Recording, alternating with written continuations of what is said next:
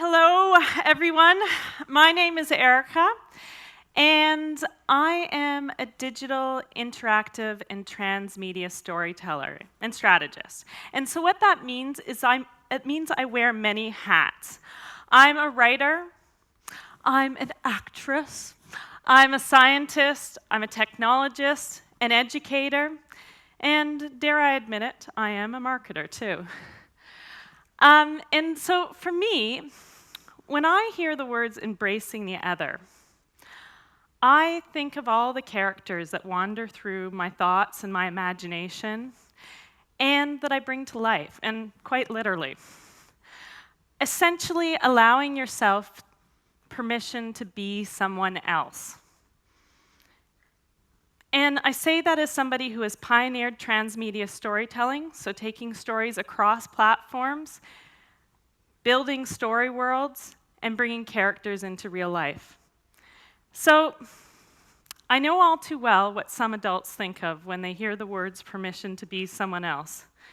They might think crazy, kinky, being untrue to yourself, being embarrassed of who you really are, dishonesty, and the list goes on.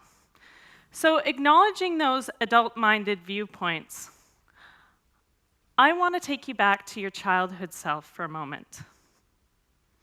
So close your eyes and picture yourself for a moment as your childhood self on a summer day. What were you doing? What adventures were you having? For me, I was running around the soccer pitch, climbing trees, building forts, and riding my bike all over town with my little gang of boys. And all the while that we were doing that, we had a number of characters joining us as we play-acted games of cops and robbers. Star Wars, there was always a battle as to who got to be Luke Skywalker, and other fantasy games.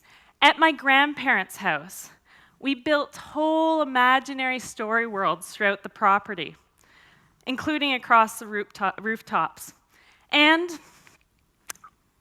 on my own, I would spend hours staring at the artwork and at the carved wooden chests in our family home.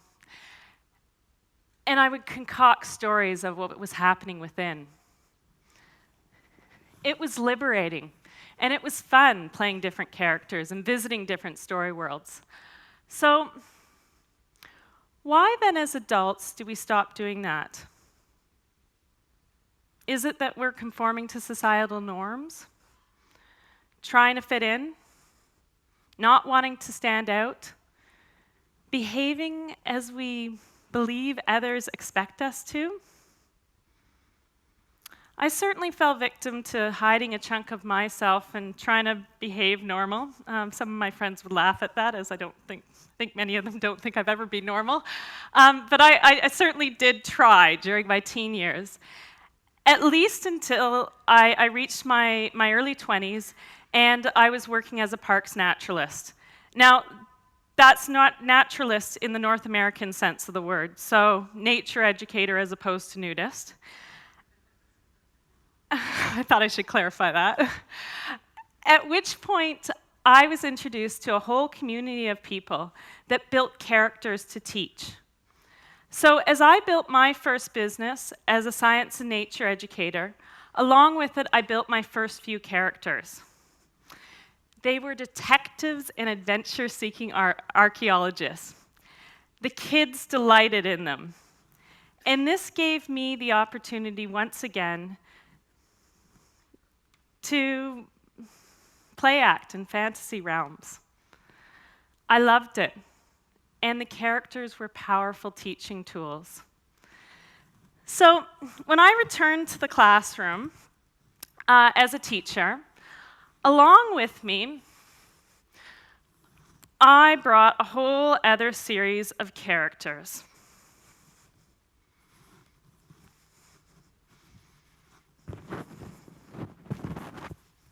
There was Clarabella, the very klutzy scientist who was always teaching the children what not to do in the science lab.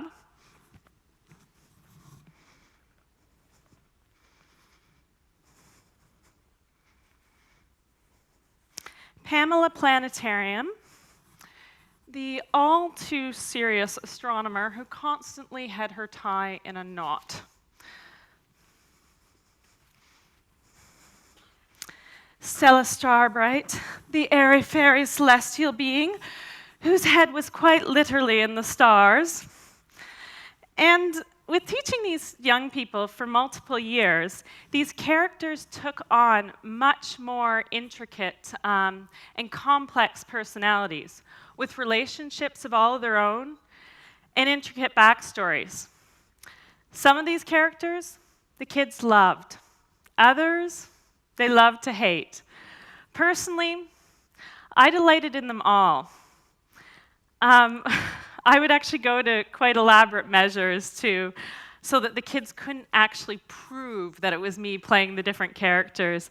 And I would painstakingly stick to the different characters' personalities, delighting in the fact that the kids used to they used to be quite perturbed that all the characters wouldn't behave as Clarabella. And to this day, the great and powerful Professor Erika, aka the Great One, still dons a certain Canadian university every summer to teach young magics and muggles alike about magic in the wizarding world as part of an international program to build muggle and magic relations. Now, as I left the classroom, I had no more need, or so I thought, for characters. I didn't realize that they were necessary to myself or that they were an outlet that I personally needed myself. Nor did I realize the power that they had. The power that they had in media, because that's where when leaving the classroom, I started a career working in the media. And I didn't realize that until along came Emmy. Now, I was on the French Riviera, and I was doing a little bit of a writer's retreat, and I was supposed to be writing content for a children's and educational science show. And instead, out popped Emmy, my very own Bridget Jones. When Emmy arrived in the airport with me the other day and she saw Bridget Jones's posters all over town, she decided that those were personally, a welcome sign to her because she couldn't read Polish. And Emmy was dubbed by the press as a Canadian it girl.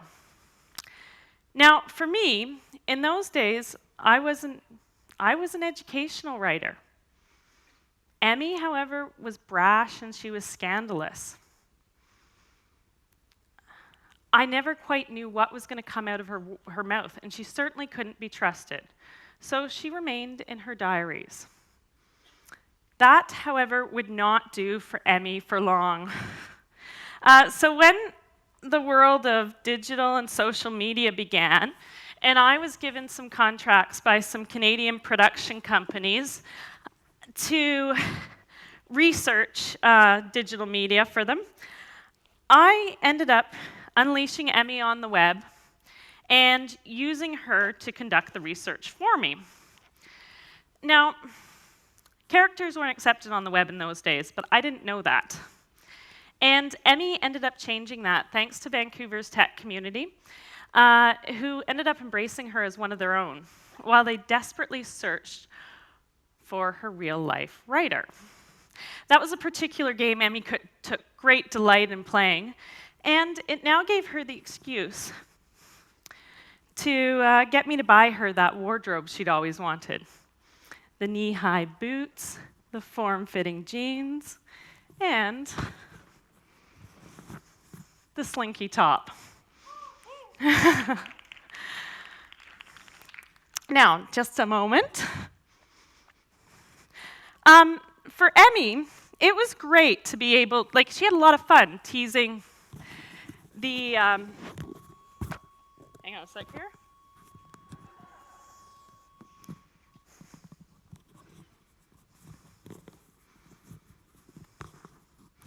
She had a lot of fun teasing the public as to her identity, but all the while she was doing that, she was also turning down coveted season tickets to the opera and all sorts of other tantalizing events.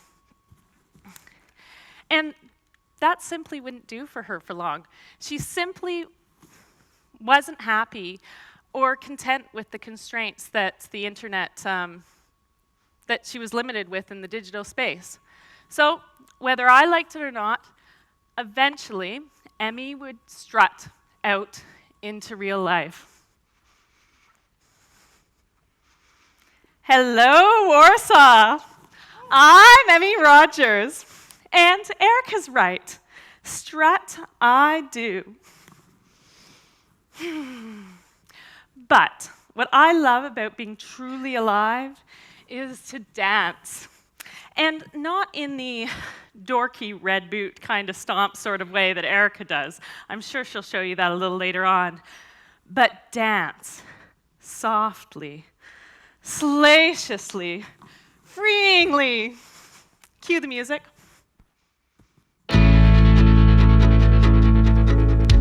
Moon hangs its head over an empty field I would love to fill, but the train rolls on and I wonder where you've gone. Are you the net that can't catch me, or should I just not plan to fall?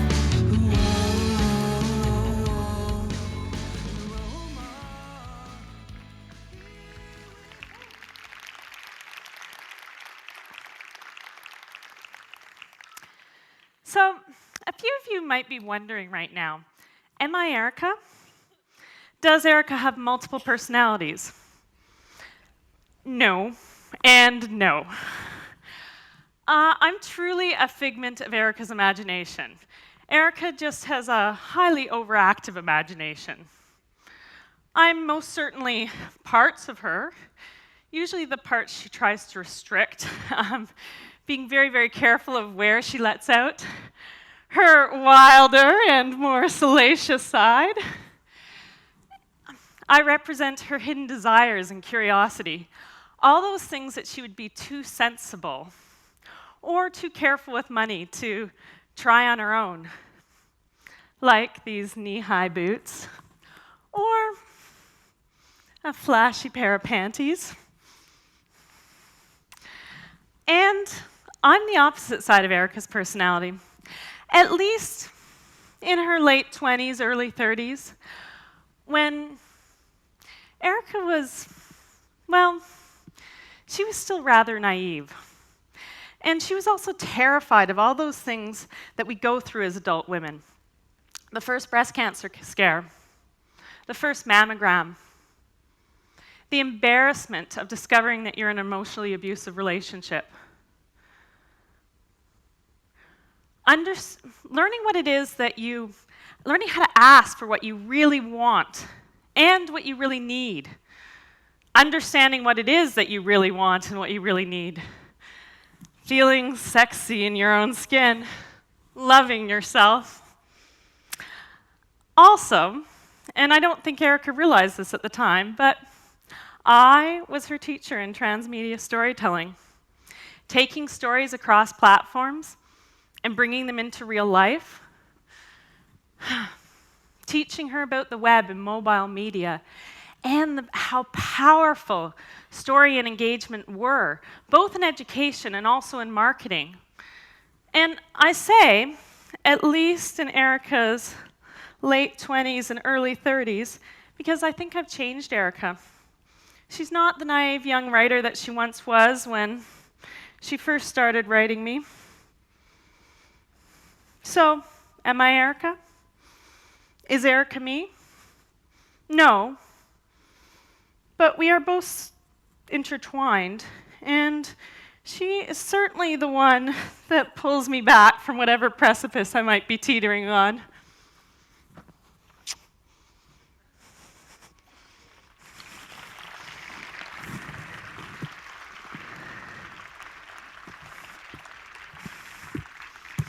Emmy's right.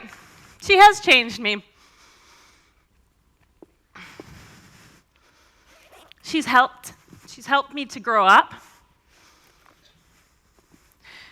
She's helped me work through those emotionally challenging points in my life, even if I haven't shared those points with the world.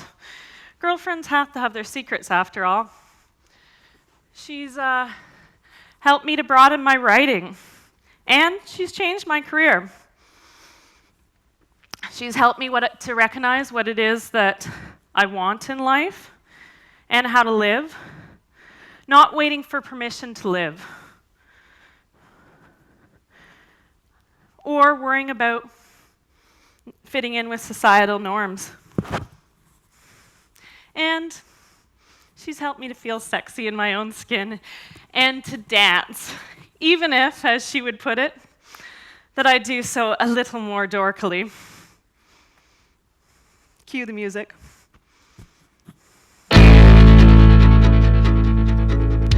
Moon hangs its head over an empty field I would love to fill, but the train rolls on and I wonder where you've gone. Are you the nut that can't catch me, or should I just not plan to fall?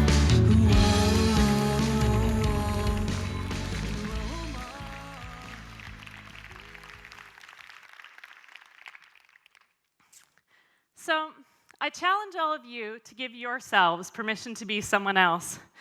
Now, I don't expect any of you to take that as far as I've done and create a whole other living being, but you might find it liberating to occasionally be silly and embrace your inner kid. Write as a character in a diary, or buy that pair of knee-high boots that you've always secretly been craving and strut to your stuff. Have fun with it. It just might change your life, and it might change your career. It did for me.